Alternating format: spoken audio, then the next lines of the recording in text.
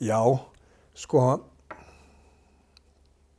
já, Ævar var gríðarlega afkastamikill þrátt fyrir í sínu starfi.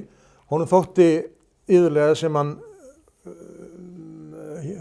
væri útundan við hlutverkaskipan. Honum fannst, ég alltaf látin leika hreppstjóra eða sýslumenn eða einhverja embættismenn meðan að ég á að leika sjarmura eða höfðingja eða jafnvel geðsjúklinga. Og fannst hann aldrei fá hlutverk við hæfi og kvartaði mikið undan því. Það var mjög skondið. En hann var afskaplega afkastamikill utan þess, eins og títt með menn sem að voru jafnvel á samningi í Þjóðleikhúsinu í den en fengu ekki hlutverk við hæfi, bara svona eins og Flosi sem að var árum saman í fastráðin í Þjóðleikhúsinu en fekk ekkert að leika nema hálfgerð staðfesta hlutverk. En hann var svona eins og sagt típa sem öll góð repertúarleikhús þurfa á að halda. Hann var samanrekinn og þéttur eins og Valdimar Helgason og svolítið svona svólalegur. En þannig hann fekk nú, þú veist, hann var böðullinn í uppfærslu Baldvins Halldórssonar á Íslandsklukkunni og svo framvegis. Hann var svona lék svaðilmenni og og einhver tíma þá fór nú Flosi, gekk á fund Guðlaugs Rósinkrans þjóðleikhússtjóra sem nú alveg sérkapítuli út af fyrir sig. Það fyrsti þjóðleikhússtjóri okkar og bað hann launahækkun og var þá fastráðinn og hafði ekki fengið að gera ráði mörg ár en fannst hann vera þykja léleg laun. Þannig að hann gekk á fund Guðlaugs og Guðlaug tók vel á móti og sagði, jæja Flossi minn, hvað get ég gert fyrir þig?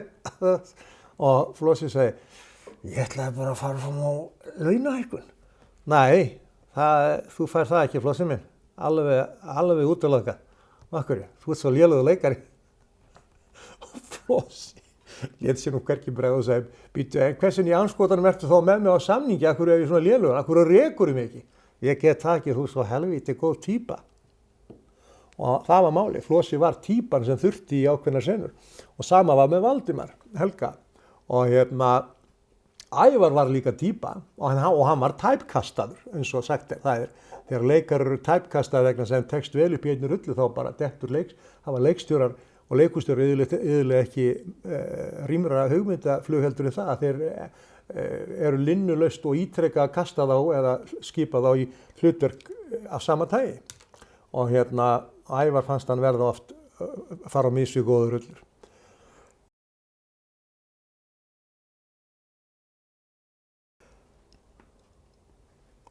Já, þannig að því var eins farið með Flosa og Ævar, þeir báðir fundu sér skapandi verkefni og túlkandi utan þessa starfsvettvangs sem var í rauninni þeirra lifið brauð. Það var í Þjóðleikhúsið að vera leikari í Þjóðleikhúsinu og Flosi fór og hann skrifaði endalausa útvarpsþætti, hann þýddi endalausa útvarpsleikrit, hann leikstýrði gríðarlega mikið og svo var það náttúrulega okkar fyrsti svona, hvað ég segja, regular skaupstjóri og gerði gríðarlega skemmtileg skaup fyrsta ári sjónvarpsins og svo framvegis. Saman með Ævar. Ævar var alltaf að þýða leikrit, búa til adapsjónir eða leikgerðir upp úr skáldsögum, ekki síst upp úr skáldsögum afans sem var afi hans var Einar H. Kvaran, Einar Hjörleifsson Kvaran, skáld og spiritisti og stórmerkilegur maður í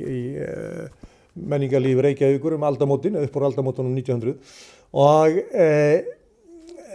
Ævar var örlátur við okkur. Hann til dæmis leyfði okkur að fékk okkur auðvitað fyrir lítið, hann örlæti var svona á báða bóga, en hann fékk okkur og það var stórkostlegt fast okkur, hefur hún 16, 17, 18 ára krakkar í leiklistaskólanum hjá honum, hann fékk okkur til þess að vera statista í leikritum og við vorum statistar í einu með tveimur leikritum sem voru einmitt leikgerðir hans upp úr sögum afasins og þannig að Ævar hafði ýmislegt fyrir stafni. Skólinn hjá Ævari var framan af fyrir mína tíð miklu umfangsmeiri stofnun, eða stofnun má kalla. Hann var með kennara sem kendu fyrir hann var og kendu hjá honum með hinum ýmsu greinar og hann var svona skólastjórinn, þó þetta væri rauninni svona, kvöldskóli og helgarskóli, ekki fullgildur leiklistarskóli og sá sem hann fékk mjög snemma til liðs við sig var einn af hans nemendum, Jónas Jónasson.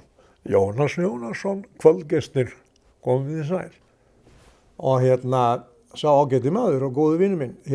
Hann var ungur hjá Ævari, hann var talsveit yngri en Ævar og talsveit, 14 árum yngri. Og þannig að Ævar hafði svo mikla mætur á Jónasi og fannst það svo góður sem kennari að ef hann þurfti að bregða sér eitthvað frá eða gat ekki verið í einhver tíma þá lét hann Jónas sjá skólan. Einu sinni sildi Ævar utan og skildi skólan eftir, leiklistarskólan eftir í höndunum Jónasi og eins og Ævar komst stundum á orði þá var skólinn honum hans lifibrauð ef út í það var farið en fyrst og fremst til þess að mylja undir menntun og upplýsingu nemenda minna. Nú, þegar að Ævar kemur heim, þá Jónas í mildtíðinni, hafði Jónas komið auga á, sem ungur og ferskur leikhúsmaður, hafði hann komið auga á þá staðreynd að meðal nemenda að fullt af fólki sem var bara að dúlla og fokka og ekkert að gera að viti og var ekkert þarna að sönnum áhuga og ástríðu. Þannig að hann bara rak þá sem að voru ekki að leggja sig fram.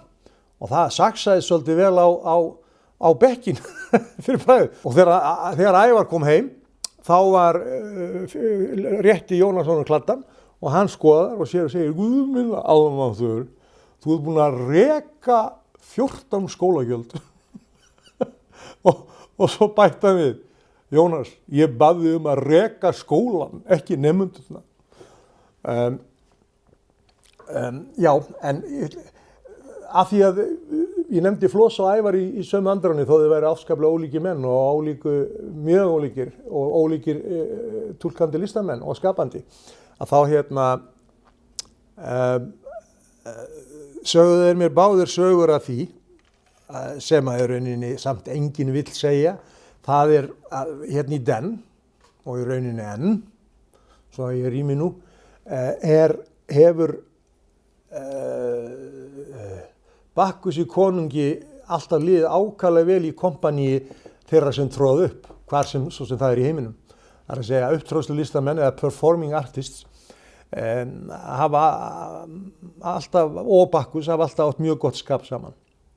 Nú stundum í svona hóflegum mæli og stundum miklu meira en það, ríkum mæli. Nú, Flossi var ekki hafinn yfir það að eiga smá samnýti við Karius og Bakkus. Sama var með Ævar, þó alltaf væri innan einhverja marka. Og þeir sögðu báðir sögu af sömu leikkonunni sem þeir höfðu lent í með nokkur ára millibili í barnaleikrit uppfærslu í Þjóðleikhúsinu. Og þessi leikkona, hún var frekar fljót þreytt til leiðinda og það var leikið á laugardögum og sunnudögum, barnaleikritinn, og enn þann dag í dag.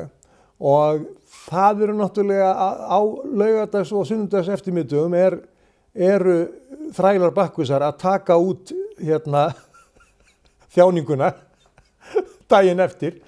Þannig að þessi leikkona hélt í fram að það væri hægt að finna áfengislykt af þeim á sviðinu. Og hún gekk svo langt, þessi leikkona, að þegar Ævar átti í hlut, að hún gekk á fund Guðlaugs Rósenkrans og klagaði Ævar. Og náði í Guðlaug. Guðlaug var mjög þreyttur á klögumálum þessari leikkonu, sem var alltaf að klaga allt og alla. Og lét sig hafa það að yfirgefa kontorinn og fara baksins, hitti þar Ævar og þá segir, hvað að gerast, hvaða vesen þetta, það Guðlaug, og þá sagði leikkonan, ég fann áfengislykt á honum Ævari þegar við biðum baksins áðan eftir innkomun okkar og þá sagði Guðlaug, Ævar, hvað vilt þú segja mér það? Það er skemmst frá því að segja að við bíðum eftir innkomunni í baksviðs þegar að